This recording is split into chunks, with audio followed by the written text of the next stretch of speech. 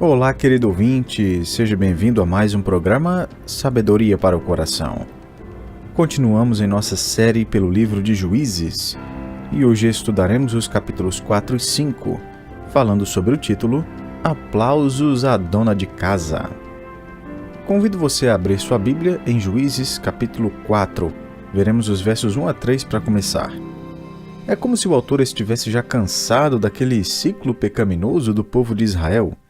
E então ele escreve, lá vão eles fazer a mesma coisa de novo. Veja Juízes 4, versos 1 a 3. Os filhos de Israel tornaram a fazer o que era mal perante o Senhor, depois de falecer Eude. Entregou-os o Senhor nas mãos de Jabim, rei de Canaã, que reinava em Azor. Sísera era o comandante do seu exército, o qual então habitava em Arosete-Agoim. Clamaram os filhos de Israel ao Senhor, porquanto Jabim tinha 900 carros de ferro e por 20 anos oprimia duramente os filhos de Israel. Então, mais uma vez, o povo de Israel se encontra escravizado a algum rei cananeu por causa de sua rebelião. Os israelitas têm menos guerreiros, menos armamentos e ocupam também uma posição desvantajosa. Humanamente falando, a situação era desesperadora. Lembre-se, porém, que a despeito das aparências, o problema principal de Israel não era militar, mas espiritual. Sua real necessidade não era de carruagens e espadas, mas de um relacionamento vital com o Deus que tinham abandonado. Se confiassem nele, Deus os livraria até mesmo da situação mais impossível. A fim de lhes ensinar essa verdade, Deus faz algo incomum. Ele não suscita um guerreiro como Sangar, que derrotou 600 filisteus com uma aguilhada de boi, como vimos no estudo anterior. Deus também não levanta um Otniel, guerreiro experimentado da família de Caleb. Dessa vez, para contrariar o pensamento de todos, Deus suscita alguém totalmente diferente do que esperaríamos como líder para conduzir o povo à guerra. Deus levanta alguém que ensinaria a nação a lição de que a batalha pertence a Deus e cabe a ele proteger os israelitas contra carros de ferro. Deus escolhe uma dona de casa chamada Débora. Vemos a descrição transparente e honesta de Débora no poema que ela mesma escreveu após Deus lhe haver dado a vitória. Lemos em Juízes 5:7. Ficaram desertas as aldeias em Israel, repousaram, até que eu, Débora, me levantei-me por mãe em Israel. Em outras palavras, Débora diz, é Deus quem nos qualifica para a sua obra. Quer você seja uma dona de casa ou um advogado, ele escolhe e usa qualquer um. Eu não passo de uma mãe comum em Israel. Juízes 4 e 5 formam uma narrativa de coragem e fé por parte de duas donas de casa e também de um general experiente. Todos eles já estavam cansados de tanto pecado e estavam também dispostos a lutar. Vamos começar observando algumas ilustrações da condição de Israel. Com base no poema de Débora em Juízes 5, notamos 4 ilustrações da condição da nação nessa conjuntura. Primeiramente, a comunicação entre as tribos havia praticamente terminado. Detectamos essa verdade em Juízes 5:6. Cessaram as caravanas e os viajantes tomavam desvios tortuosos. O povo tinha tanto medo que não viajava mais pelas estradas. Viajavam somente à noite. Assim, as tribos acabaram se isolando umas das outras.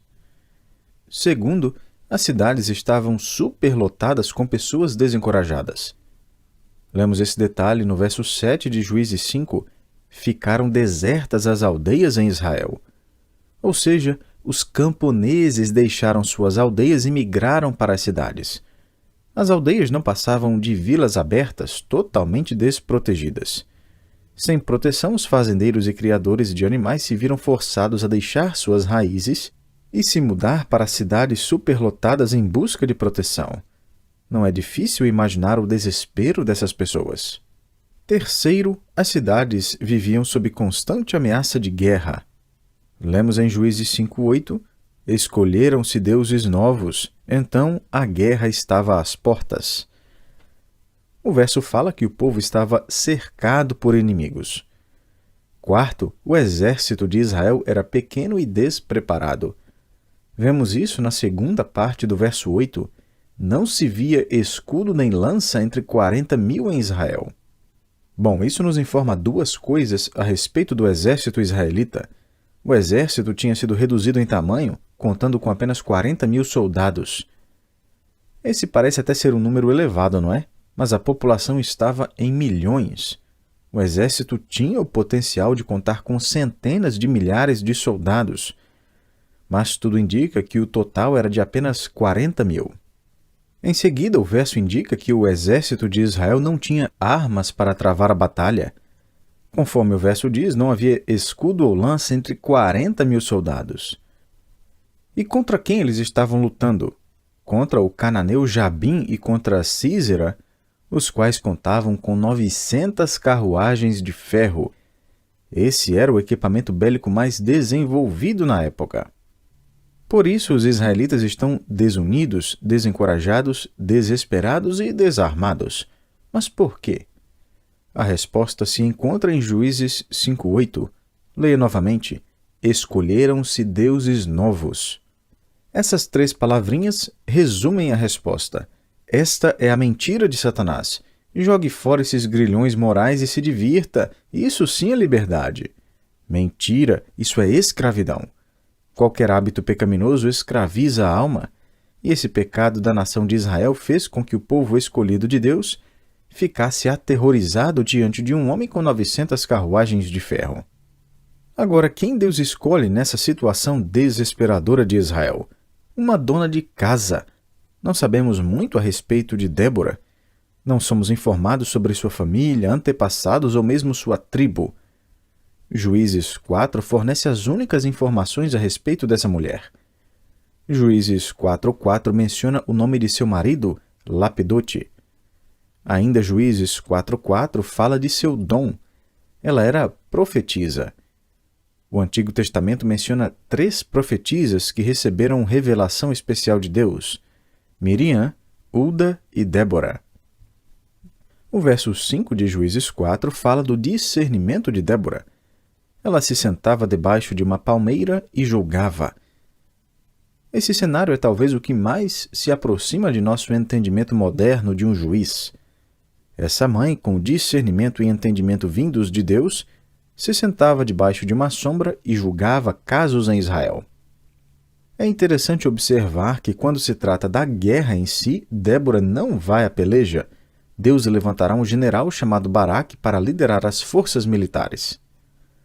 Sabemos menos ainda sobre esse general Baraque. Em Juízes 4:6, Débora o convoca para seu posto debaixo da palmeira, mas a conversa não é registrada. Nenhum sinal de seu plano de ataque, sua estratégia militar, etc. Débora simplesmente lhe diz: lute contra Jabim. Mas a resposta do general é um tanto vergonhosa. Veja Juízes 4:8. Se fores comigo, irei, porém, se não fores comigo, não irei. Baraque, esse comandante, esse general, reage como um covarde, não como um comandante. E Débora replica no verso 9: certamente irei contigo, porém não será tua a honra da investida que empreendes, pois às mãos de uma mulher o Senhor entregará a Sísera. E saiu Débora e se foi com Baraque para Quedes. Não entraremos nos detalhes, mas essa outra mulher não é a própria Débora. Ela se chama Jael. Sísera foge do exército de Israel e entra em sua tenda, onde Jael o hospeda e ele dorme. Enquanto Sísera cochila, ela enfia uma estaca da tenda na sua fonte e ele morre. Essa é uma morte um tanto violenta, mas foi assim que Jael lidou com a situação. Juízes 4, versos 17 a 22. Sob o comando de Baraque e da juíza Débora, Israel tem êxito contra o cananeu Jabim e seu comandante Sísera. A própria Débora menciona em seu poema 3 motivos para esse êxito. O primeiro motivo para o êxito de Israel contra Jabim, o rei cananeu, é que o povo se voluntariou sem hesitação. Esse, a propósito, é o mesmo motivo por que um crente tem sucesso em sua caminhada espiritual e a mesma coisa também que impede uma igreja de se tornar ineficaz e irrelevante. Decidimos dizer a Deus: eis-me aqui, envia-me a mim. Veja Juízes 4:10. Então Baraque convocou a Zebulon e a Naftali em Quedes, e com ele subiram 10.000 homens, e Débora também subiu com ele. Caso você não tenha percebido, o verso diz que 10.000 homens se voluntariaram ali mesmo onde estavam. 3 tribos lutaram junto com Baraque. Veja Juízes 5. A primeira tribo foi a de Issacar. Lemos em Juízes 5, verso 15. Também os príncipes de Issacar foram com Débora. Issacar seguiu a Baraque, em cujas pegadas foi enviado para o vale. A segunda tribo foi a de Zebulon. Veja Juízes 5:18. Zebulon é povo que expôs a sua vida à morte. O povo de Zebulon era corajoso, estando disposto a sacrificar sua própria vida pela causa. Os homens de Zebulon estavam dispostos a usar seus corpos como armas, já que não tinham muitos armamentos. Isso se assemelha aos pilotos japoneses kamikaze da Segunda Guerra Mundial, que usaram seus aviões e corpos como armas. Que Deus nos ajude a ter esse mesmo espírito hoje. E a terceira tribo foi a de Naftali. Sua participação aparece junto com Zebulon no verso 18. Zebulon é povo que expôs a sua vida à morte, como também Naftali nas alturas do campo. A expressão nas alturas do campo significa que os voluntários dessa tribo disseram que ocupariam a posição mais difícil na batalha. Baraque, onde a luta será mais perigosa e difícil? Pois é, queremos ir para lá. O que motivou essas tribos a fazer algo assim? Não havia promessa alguma de que Deus estaria com eles ou de que seriam recompensados. Débora informa a motivação em Juízes 5:31. Essa deve ser também a nossa motivação para servir de maneira eficaz e diligente hoje. Assim, ó Senhor, pereçam todos os teus inimigos, porém os que te amam brilham como o sol quando se levanta no seu esplendor, e a terra ficou em paz 40 anos. Então, qual foi a motivação dessas 3 tribos? Após a sua confissão, esses homens se levantaram com um coração cheio de amor por um Deus que os libertaria. Seu amor por Deus os motivou a ir à batalha. Paulo escreveu em 2 Coríntios 5:14 que o amor de Cristo nos constrange. Após a ressurreição, Jesus perguntou a Pedro: Pedro, tu me amas? Apacenta as minhas ovelhas. João 21, versos 15 a 17. É interessante que Jesus não perguntou se Pedro sabia apacentar, se ele tinha feito um curso para aquilo, se entendia a dinâmica entre pastor e ovelha. Jesus somente perguntou: você me ama? Se sim, então será qualificado para me servir. Creio que muitas vezes não servimos a Cristo porque temos uma afeição religiosa por Deus. Vamos à igreja aos domingos para nos sentir bem em relação a Deus, mas pensamos pouquíssimo nele de segunda a sábado. Essas tribos, meu amigo, amavam o Senhor. O segundo motivo por que o povo teve êxito na investida contra Sísera foi que confiaram em Deus sem qualquer explicação. A batalha é travada na planície de Esdrelon, o que inclui o ribeiro de Quixon, cujo leito fica seco fora da época de chuva. A localização é perfeita para as carruagens de ferro de Sísera, mas terrível para a infantaria israelita. Mas Deus revelou por meio de Débora e Baraque: é aqui que eu quero que vocês lutem. Contudo, não há explicação, instrução ou estratégia de guerra. Nada parece fazer sentido. Mesmo assim, ninguém volta para casa. Agora, a parte triste na narrativa é a menção no poema de Débora das 4 tribos que recusaram lutar, que não quiseram se envolver nessa guerra. A primeira foi a tribo de Ruben. Veja Juízes 5, versos 15 e 16. Entre as facções de Ruben houve grande discussão. Por que ficaste entre os currais para ouvires a flauta? Entre as facções de Ruben houve grande discussão. A tribo sabia da necessidade de voluntários para a guerra, mas o povo ficou discutindo entre si. Enquanto a tribo se dividia em facções e discutia, a guerra era travada pelas outras tribos. E esse acontece de ser um perigo na igreja também. Enquanto alguns discutem entre si, a obra vai sendo feita por outros que simplesmente colocam as mãos na massa.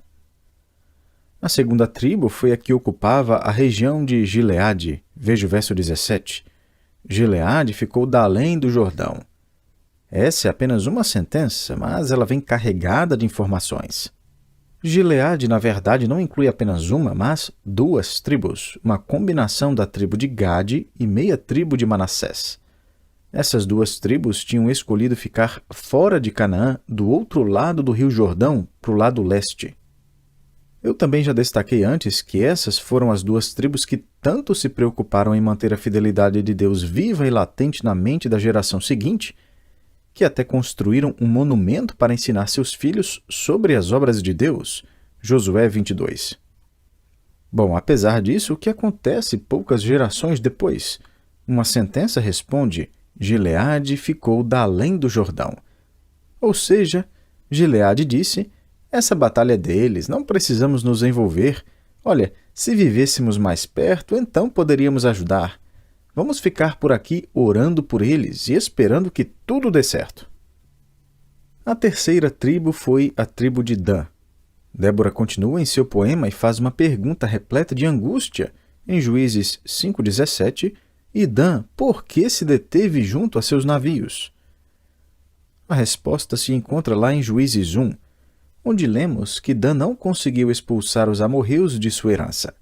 Como resultado, a tribo inteira migrou para as montanhas e, por fim, perdeu a esperança de conquistar o território que lhe pertencia por direito. O verso nos diz que os danitas se detiveram ao lado de seus navios. Essa é uma cena clássica, é como se eles estivessem de malas prontas e preparados para partir, caso a batalha não termine como esperado. Eles dizem: já lutamos antes e não deu certo. Olha, carregamos os nossos navios. Se perdermos a guerra, estamos prontos para ir embora daqui. Agora Débora pergunta: mas Dan, por que você ficou ao lado dos navios e não veio nos ajudar? A quarta tribo que não ajudou foi a tribo de Azer, conforme lemos em Juízes 5:17. Azer se assentou nas costas do mar e repousou nas suas baías.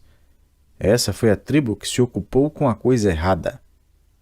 Azer habitava no litoral fenício e se concentrava em seus trabalhos, a terra, os navios, os ancoradouros, os negócios e o comércio.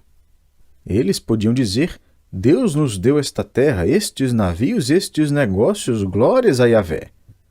Mas a tribo se ocupou demais com essas coisas e não foi à batalha. Ao invés de deixar tudo para trás temporariamente e ir guerrear, continuou trabalhando em seus negócios. O que pareceu ser algo razoável foi, na verdade, falta de visão pela obra de Deus, falta de entendimento do plano de Deus e da missão de Deus. Os membros de Azer não se voluntariaram. É uma tragédia que Azer some de cena, exceto por uma rápida menção na vida de Gideão. Que Dan mergulhou em apostasia e Gileade foi atacada constantemente e derrotada em batalhas até que se tornou insignificante.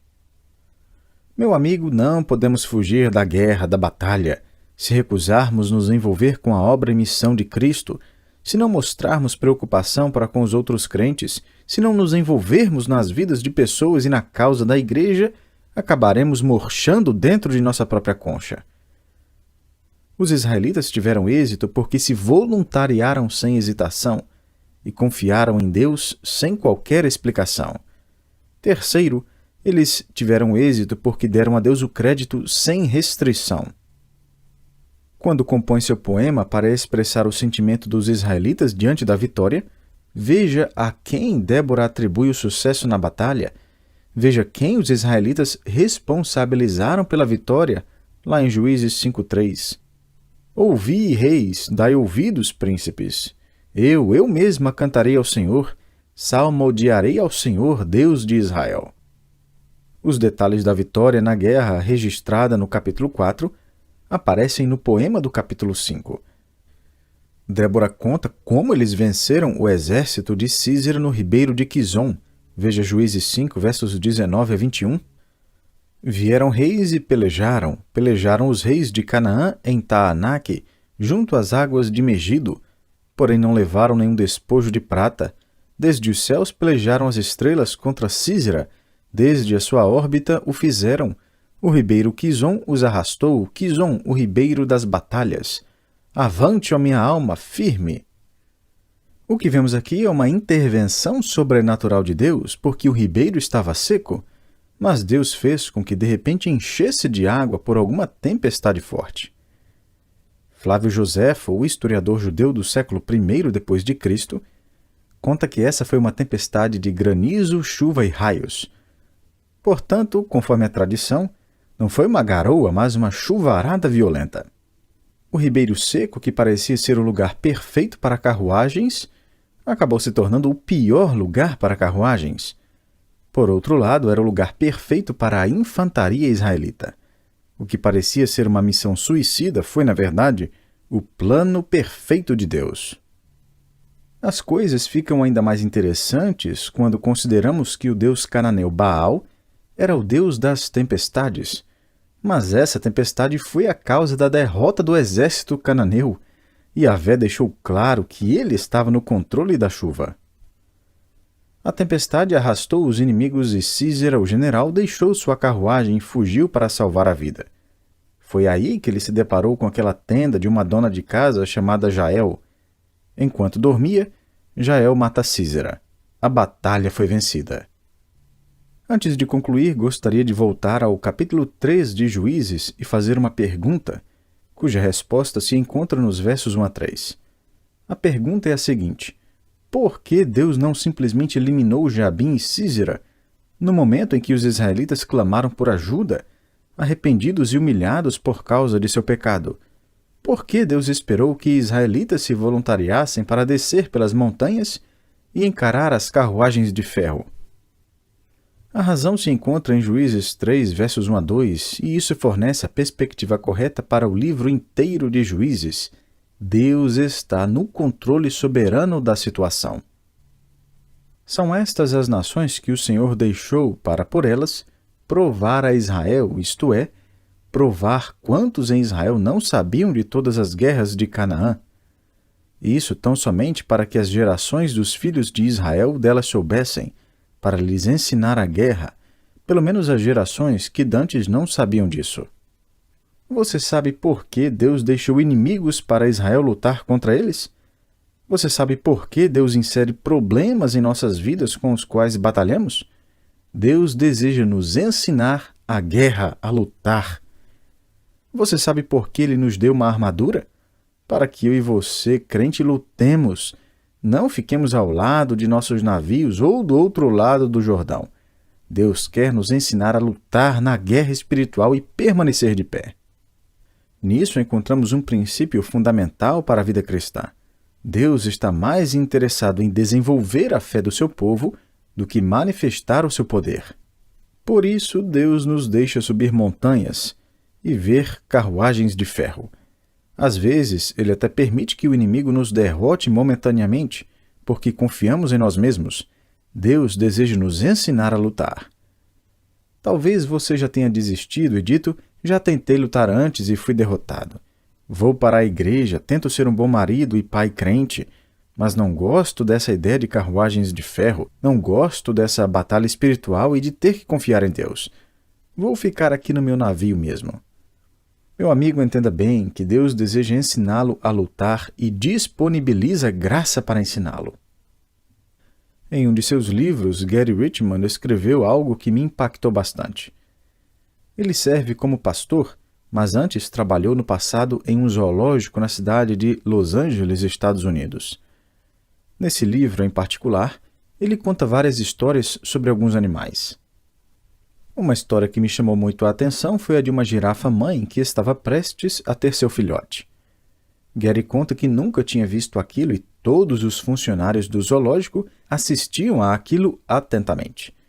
O parto é diferente, já que a mãe girafa dá à luz em pé. Isso significa que o filhote sofrerá uma queda de 2 metros de altura, mais ou menos, o que é por si só uma experiência traumática ao se entrar neste mundo. Bom, enquanto os funcionários assistem àquilo, o filhote cai e olha ao seu redor. Algo interessante é que filhotes de girafa conseguem ficar de pé quase que imediatamente após o nascimento. Todos aplaudem enquanto o filhote está ali confuso olhando para o mundo. De repente, a mamãe chuta o filhote e ele rola várias e várias vezes no chão. Gary pensa, o que está acontecendo? Coitado do filhotinho. Mas o funcionário a cargo das girafas explica, isso aqui que vocês estão vendo é normal. O filhote precisa se levantar e ele tem que aprender a se levantar rápido, porque lá no mundo selvagem eles são presas fáceis. O filhote estica as pernas e consegue se levantar. Ele balança um pouco por falta de equilíbrio, mas consegue e todos aplaudem. De repente, a mãe girafa o chuta de novo mais uma vez, e ele cai e rola no chão novamente. Gary pensa, certo, acho que precisamos intervir. Novamente, a pessoa a cargo das girafas diz, não, isso é normal. A mãe quer que o filhote se lembre de como ele conseguiu se levantar. Meu amigo, talvez você esteja prostrado, caído no tatame, e Deus tenta ensiná-lo como se levantar, ficar de pé e lutar pela sua graça. Ele age em sua providência e com suas estratégias para lidar com carruagens de ferro e generais como Sísera, o qual pode ser derrotado por uma dona de casa numa tenda. Jamais se esqueça que a batalha pertence ao Senhor. Que Deus o abençoe e espero você para o nosso próximo estudo.